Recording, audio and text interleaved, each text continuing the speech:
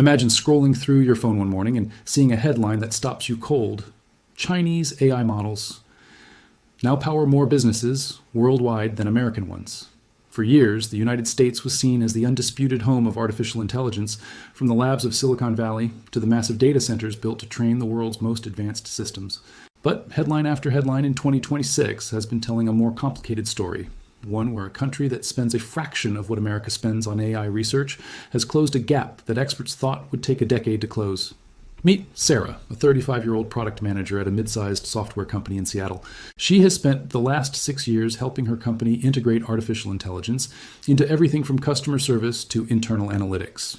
One afternoon, her company's finance team sends an email to the entire staff explaining that they are switching several of their AI-powered tools to a Chinese model because it performs nearly as well as the American system they were using at a fraction of the cost.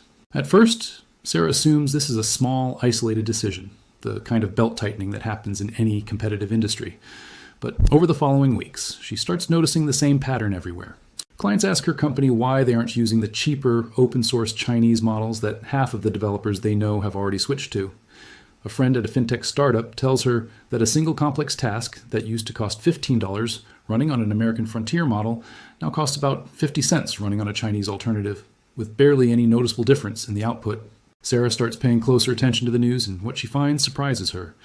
American companies are still spending roughly 20 times more money on artificial intelligence than Chinese companies, and yet the performance gap between the best models from each country has shrunk to just a few percentage points, a gap that used to be enormous only a couple of years earlier. Analysts explain that Chinese firms decided early on that they didn't need to build the single smartest model in the world. They needed to build a model that was good enough, cheap enough, and available to anyone, and then let it spread everywhere from Southeast Asia to Africa to Latin America. Open source releases become the default foundation for half the world's developers, because why would a startup in Jakarta or Lagos or Sao Paulo pay premium prices for a marginally smarter American model when a nearly identical Chinese one is available for free and can be run on their own servers? Sarah begins to understand that this isn't really a story about who builds the smartest AI. It's a story about who builds the AI that the rest of the world actually chooses to use. Meanwhile, the story deepens when Sarah starts researching the hardware behind these systems, the chips that make all of this artificial intelligence possible in the first place. She learns that American export controls have spent years trying to prevent China from getting its hands on the most advanced chips and the machines used to manufacture them, and for a while, those controls worked exactly as intended, keeping Chinese chip manufacturers years behind the cutting edge. But something shifts. Chinese chip makers, unable to buy the newest equipment from the West, pour enormous resources into building their own alternatives. And while their factories still produce chips at a noticeably lower success rate than the leading American and Taiwanese factories, industry analysts start describing Chinese chip manufacturing as having essentially caught up to where the global leader was just a few years earlier. It's not full parity, but it's close enough that engineers stop dismissing it as a joke. At the same time, China's share of global chip manufacturing capacity keeps climbing, driven by state-backed investment and a national obsession with never again being cut off from the components that run everything from smartphones to electric vehicles to weapon systems. Sarah starts to realize that the story isn't just happening in AI software, it's happening across the entire technology stack, layer by layer. She looks into electric vehicles next, partly because her cousin just bought a Chinese-branded EV that cost thousands less than the American alternative and came loaded with more advanced smart features. What she finds is staggering. Chinese automakers now account for the overwhelming majority of electric vehicles sold anywhere in the world, and China's domestic EV market alone generates more revenue than the entire electric vehicle industries of most other countries combined. More than 80% of the world's lithium-ion batteries are manufactured in China, and battery factories in Europe and the United States remain deeply dependent on Chinese materials and components just to keep their own production lines running. Robotics tells a similar story. China now accounts for more new industrial robot installations than the rest of the world combined, and its humanoid robotics companies are shipping units at a pace that stunned even optimistic forecasters just 2 years earlier. Government-backed plans call for well over 100,000 humanoid robots to be deployed across factories and warehouses within the next couple of years, supported by a supply chain so tightly integrated that a single robotics company can source nearly every component it needs within a 2-hour drive of its own factory. Sarah starts to feel the same unease that seems to be spreading across her entire industry, a sense that something fundamental is shifting beneath everyone's feet, and it isn't limited to any one sector. She reads about quantum computing next, a field she barely understood a year ago, and discovers that while the United States still holds an overall lead in the raw science of quantum technology, China has quietly become the dominant player in quantum communications and is pouring billions of dollars into a state-coordinated push to close the remaining gaps in quantum computing and sensing. China's newest 5-year economic plan names quantum technology as its very first strategic priority among a list of future-defining industries, a level of top-down coordination that simply doesn't exist in the more fragmented venture capital-driven approach used across American research institutions and startups. Some American officials openly worry that Chinese researchers are deliberately hiding the true extent of their most sensitive quantum programs, a level of uncertainty that keeps policymakers awake at night. Before the layoffs even reach her own team, Sarah spends a weekend digging into cloud computing because she keeps hearing the same phrase from colleagues at other companies. The Chinese cloud providers are expanding into new international markets faster than almost anyone expected. She learns that these providers are winning contracts across Southeast Asia, the Middle East, and parts of Africa by bundling cloud infrastructure with AI tools, digital payment systems, and telecommunications equipment into a single affordable package that smaller countries and mid-sized companies find almost impossible to turn down. A government official in one developing country is quoted saying that his ministry didn't choose Chinese technology because of any political alliance. They chose it because it was the only option that fit their budget and arrived ready to deploy within months instead of years. Sarah starts to understand that dominance in global technology isn't only about who builds the smartest system in a lab somewhere. It's about who actually gets their technology installed in hospitals, banks, schools, and government offices around the world, because once a country's digital infrastructure runs on a particular company's cloud platform, payment rails, or telecommunications standard, switching away from it later becomes enormously expensive and disruptive. Digital payment systems built and popularized in China spread rapidly across parts of Asia and Africa, quietly becoming the default way millions of small businesses accept payments, while American alternatives struggle to gain the same foothold outside of wealthier Western markets. Telecommunications equipment tells a similar story, with Chinese firms supplying network infrastructure to countries that value low cost and rapid deployment over geopolitical alignment.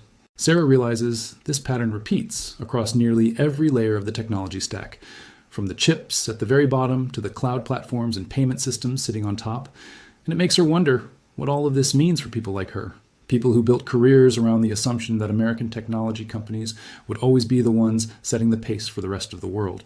She doesn't have to wonder for long. Her own company announces a round of layoffs just a few weeks later, citing the need to redirect spending toward artificial intelligence infrastructure instead of headcount. She isn't alone. Across the technology industry, more than 100,000 workers lose their jobs in just the first few months of the year. And by summer, that number climbs well past 150,000, with company after company explicitly naming artificial intelligence and automation as a driving factor behind the cuts. Some executives are refreshingly honest about it, telling their employees directly that the decision has nothing to do with financial trouble and everything to do with the growing capability of AI tools to perform tasks that used to require entire departments of skilled people. Others use softer language, calling it restructuring or strategic realignment, but the underlying reality is the same.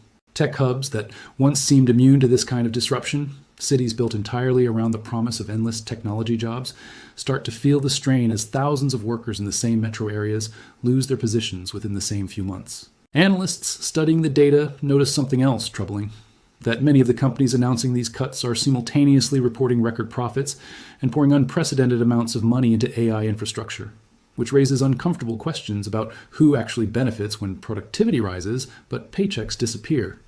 Sarah's own team shrinks from 12 people to 7, and the survivors are expected to use AI tools to cover the workload that used to require the entire original group. Investors, meanwhile, grow increasingly nervous about what this all means for the future of American technology dominance. Stock prices for major American technology companies swing wildly as traders try to figure out whether the AI spending boom will pay off, or whether it's inflating a bubble that could burst at any moment. Venture capital funding, which used to flow almost automatically toward American AI startups, starts spreading more evenly across the globe, with investors increasingly willing to bet on companies building on top of cheaper open-source foundations rather than the most expensive proprietary American models. Multinational corporations quietly begin shifting portions of their research and development budgets toward Asia, where the combination of lower costs, faster manufacturing, and increasingly capable local talent makes it harder to justify keeping everything centered in the United States. Universities notice the shift too. Enrollment in engineering and computer science programs climbs as students recognize that the skills needed to survive this new era look different from the skills that were valuable just a few years ago, And policymakers begin arguing more urgently about the need for larger investments in scientific research, advanced manufacturing, and technical education if the country wants any chance of keeping pace. Around the world, the countries that used to automatically default to American technology start making more pragmatic choices, adopting whichever combination of chips, cloud platforms, AI models, and telecommunications equipment offers the best mix of price and performance, regardless of which country it comes from. International standards for digital payments, telecommunications, infrastructure, and cybersecurity increasingly reflect Chinese influence as more of the developing world builds its digital infrastructure using Chinese technology from the ground up, simply because it's more accessible and more affordable than the American alternatives. Supply chains adjust in real time, with manufacturers sourcing more of their advanced components from Asian suppliers, further entrenching a dependency that took decades to build and that nobody seems to have a fast way to unwind. And yet, in the middle of all this disruption, something else starts happening that gives Sarah a bit of hope. Because history has a funny way of rewarding countries that respond to competition instead of collapsing under it. The United States government, alarmed by years of watching its share of global chip manufacturing shrink from well over a third of the world's total output down to a small fraction, pours tens of billions of dollars into rebuilding domestic semiconductor manufacturing capacity. Massive new factories break ground in places like Arizona, Ohio, and Texas, backed by a combination of federal incentives, tax credits, and private investment from companies determined not to be caught flat-footed again. By the middle of 2026, several of these factories are already producing chips at meaningful volume, and industry analysts project that American semiconductor manufacturing capacity could roughly triple within just a few years, even though most experts agree the real payoff from this reshoring effort won't be fully felt until closer to the end of the decade. It's not a fast fix, and it's not a guarantee of victory, but it's a real, tangible response, the kind of long-term investment that took the country decades to neglect and will take years to rebuild. Sarah reads that 3 major new factories funded through this reshoring push have already reached meaningful production volume by the middle of 2026, one building advanced logic chips in Arizona, another producing next-generation chips in Ohio, and a third manufacturing cutting-edge chips in Texas, with dozens more still under construction and expected to come online over the following few years. Industry analysts caution that most of this new capacity won't reshape the global supply chain until closer to the end of the decade, since building and staffing a modern chip factory takes years, even with unlimited funding. And the United States still faces a real shortage of trained technicians and engineers qualified to run these highly specialized facilities. Universities and community colleges scramble to launch new semiconductor training programs, companies offer signing bonuses to lure workers away from competitors, and immigration policy becomes a heated topic again, as business leaders argue that America cannot win a generational technology competition while making it harder for talented engineers from around the world to come study and work there. Sarah's company, like thousands of others across the country, starts pivoting too.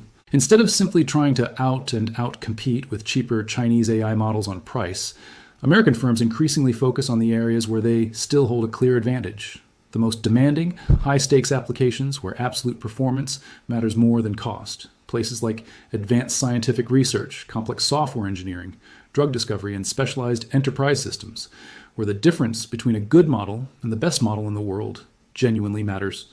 American labs continue to lead on some of the most difficult technical benchmarks in coding and reasoning, and American researchers still dominate some of the most cited breakthroughs in quantum error correction, a highly technical but critically important piece of the puzzle that could determine who actually builds the first quantum computers powerful enough to solve problems no ordinary computer ever could.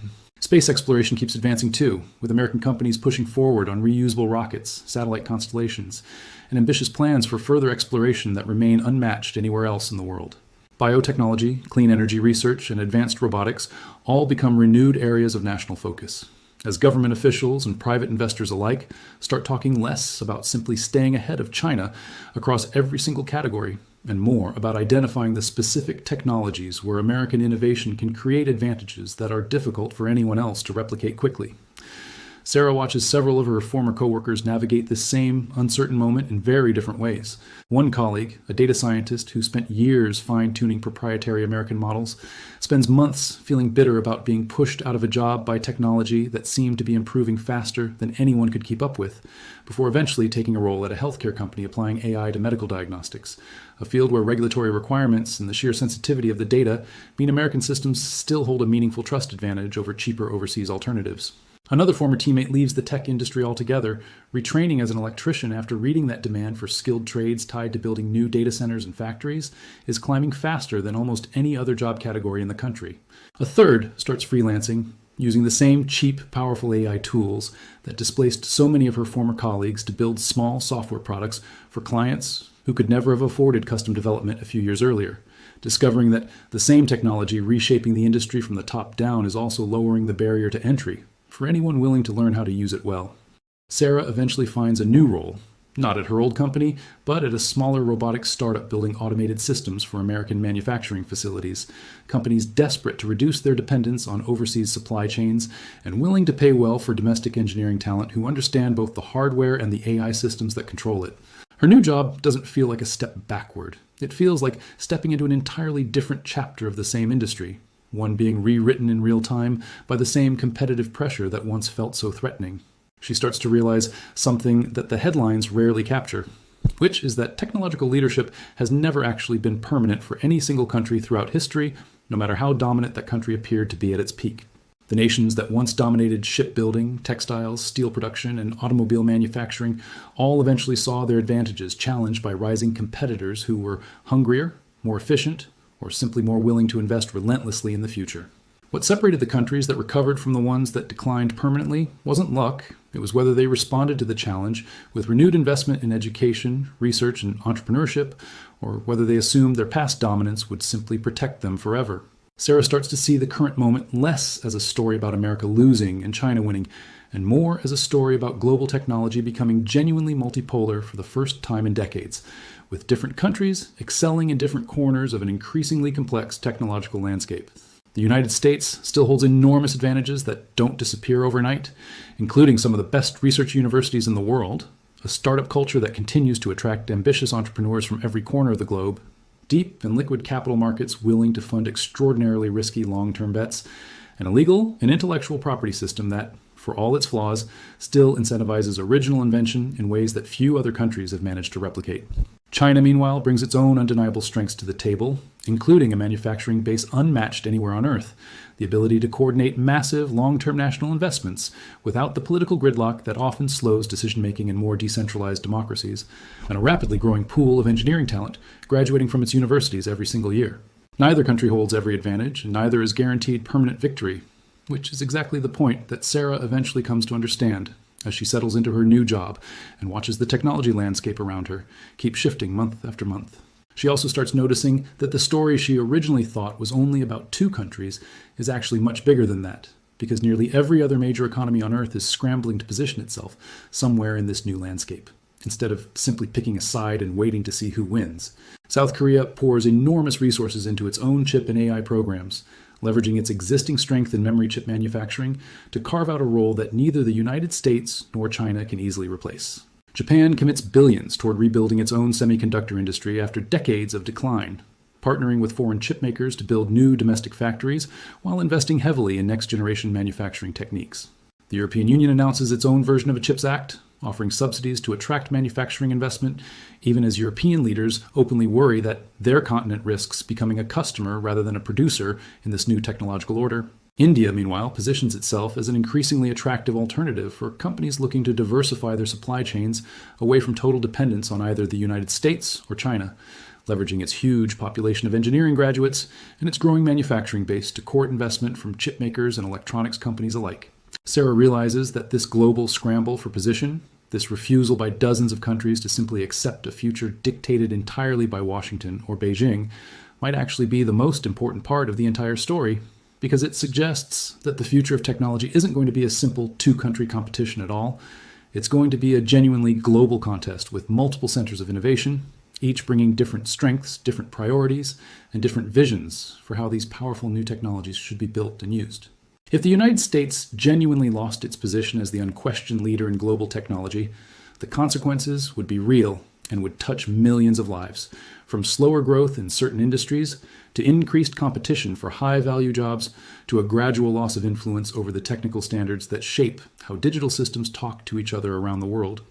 Communities built around single industries would face painful economic adjustments, Workers whose skills became less relevant would need to retrain for entirely new careers, and policymakers would face difficult questions about how to support people caught in the transition. But losing a specific race for AI dominance, or falling behind in one particular category of chip manufacturing, would not by itself mean the end of American innovation, any more than losing ground in shipbuilding a century ago meant the end of American industrial power. History consistently shows that countries capable of reinvesting in education, research, entrepreneurship, and productivity tend to find new areas of strength even after painful periods of disruption, provided they treat the disruption as a wake-up call rather than an excuse to give up. The real lesson emerging from this entire story isn't really about China versus America at all.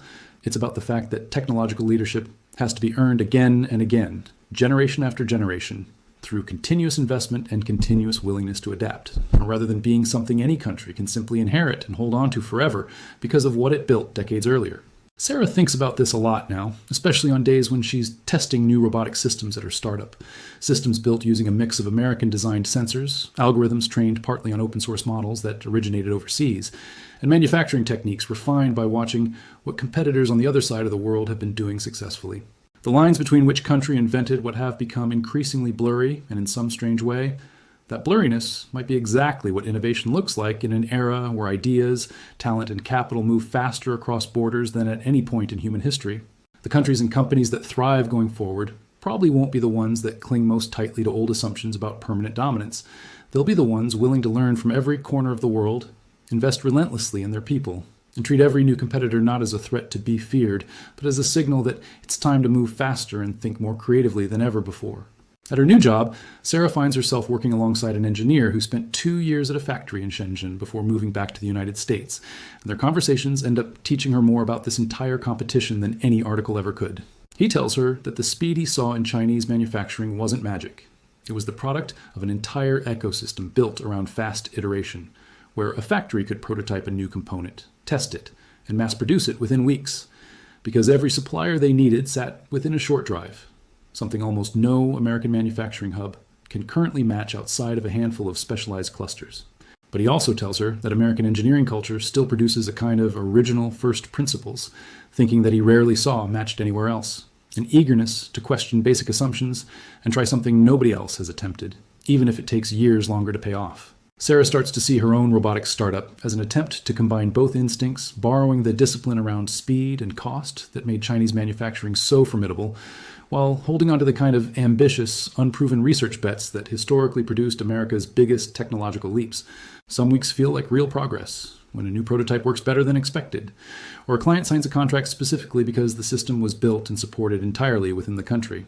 Other weeks feel discouraging when she reads that a Chinese competitor just unveiled a similar robot at half the price, forcing her small team back to the drawing board to figure out how to close the gap without simply copying what already exists. She stopped expecting the competition to ever fully resolve in either country's favor, and has instead started measuring progress differently, not by asking whether America is winning or losing on any given week, but by asking whether the people and companies around her are still learning, still building, and still willing to take the kinds of risks that got the country to its position of strength in the first place.